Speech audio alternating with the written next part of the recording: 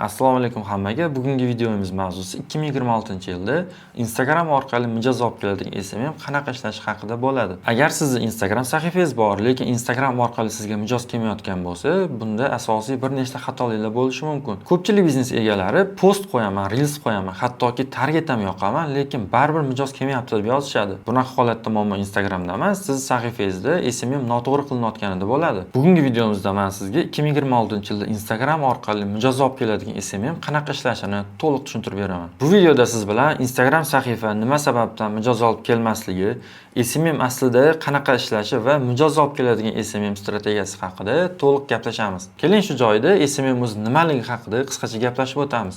Ko'pchilik SMM deganda post qo'yish, reels qo'yish, istoriya qo'yishni SMM deb o'ylaydi. Lekin bu SMM emas, shunchaki kontent chiqarish. Haqiqiy SMM esa sizga mijoz olib keladigan marketing tizimi. Ya'ni sahifa auditoriya yig'adi, ishonch hosil qiladi va oxirida mijozga aylantiradi. Biz o'zi kimmiz? Biz Prime Agency Digital Marketing agentligi. Biz Instagram sahifalari uchun to'liq SMM xizmatlarini ko'rsatamiz. Ya'ni u SMM xizmatimiz ichiga to'liq strategiya, video kontent, reels orqali trafik olib kirish va target reklamalardan foydalangan holda sizga ijtimoiy tarmoqlardan mijoz olib kelish xizmatlarimiz kiradi. Bular esa ko'rishingiz mumkin bizning xizmatlarimizdan foydalangan Instagram akkauntlari.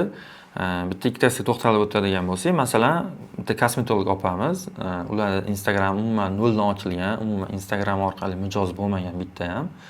Biz shu SMM va target xizmatlarimizdan keyin mijozlarning asosiy qismini Instagram orqali keladigan holatga olib kelganmiz. Bu yerda yana doktor, qurilish kompaniyasi, studiya, o'quv markazi va yana bir qancha Instagram akkauntlar ko'rsatilgan. Studio 24 akkaunt esa o'zimizning kichik bizneschamiz hisoblanadi. Ochilgan 2 yildan oshgan. Birinchi mijozdan boshlab to hozirgi kungacha hammasi Instagram orqali keladi. Ya'ni Instagramdan boshqa joyda hech qanaqa reklama qilinmaydi, faqatgina Instagramda shu SMM qilish orqali mijozlarimizga shu kungacha xizmatlarimizni sotib kelamiz. Endi esa eng muhim savol, nima uchun ko'p Instagram sahifalar mijoz olib kelmaydi?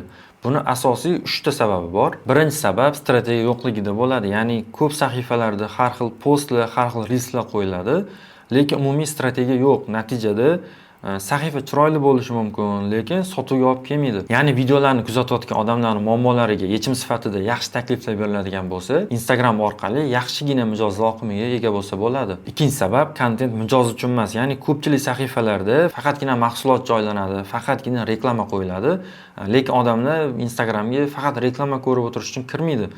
Ya'ni sizdan qanaqadir foyda oladigan bo'lsa, siz sahifangizga ham obuna bo'lishi, hatto xizmatlaringizdan foydalanishi ham mumkin. Uchinchi sabab bo'ladigan bo'lsa, trafik yo'qligi. Agar sahifani yangi odamlar kirib ko'rmasa, reelslar tarqamasa, target ishlamasa, sahifaga mijoz ham kelmaydi. Hozirda Instagramda obunachilar asosan reels orqali yig'iladi. Sizning reelslaringizdan kelgan obunachilar yoki videolaringizni ko'rayotgan odamlarga ularning muammolariga yechim sifatida yaxshi taklif beriladigan bo'lsa, Instagram orqali mijozlaringiz bir necha barobarga ortishi mumkin. Mijoz olib keladigan SMM o'zi qanaqa bo'ladi?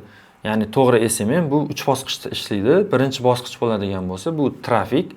Ya'ni birinchi bosqichda reels va target videolar orqali sizga yangi auditoriya kirib keladi sahifaga. Ikkinchi bosqich bo'ladigan bo'lsa, bu ishonch. Endi shu sizga kirib kelgan yangi auditoriyaga kontentlar orqali odamlarga ishonch berish kerak bo'ladi. Uchinchi bosqichimiz bu sotuv. Ya'ni bizga kirib kelgan yangi auditoriyaga qay darajada ishonch bera olgan bo'lsak, bizga endi mijoz bo'lish ehtimoli shu darajada yuqori bo'ladi. Xulosa o'rnida gapiradigan bo'lsak, bugun siz bilan nima uchun Instagram sahifalar mijoz olib kelmasligi, SMM aslida qanaqa ishlashi va mijoz olib keladigan to'g'ri strategiya haqida gaplashdik. Agar SMM to'g'ri qilinsa, Instagram mijoz olib keladigan eng kuchli marketing kanali bo'lishi mumkin. Shu joyda sizga kichkina taklifimiz bor. Agar siz ham Instagram orqali mijoz olib kelishni, sahifangizni marketing tizimiga aylantirishni yoki professional SMM qilishni xohlasangiz, biz Prime Agency jamoasi orqali sizga yordam berishga tayyormiz. Bizning xizmatlarimiz ichiga to'liq SMM strategiya, kontent reja, professional video kontent, reel ssenariy va strategiyalari va target xizmatlarimiz kiradi. Agar taklifimiz sizga qiziq bo'ladigan bo'lsa, pastdagi havola orqali ma'lumotlaringizni qoldiring, biz sizga bepul konsultatsiya beramiz.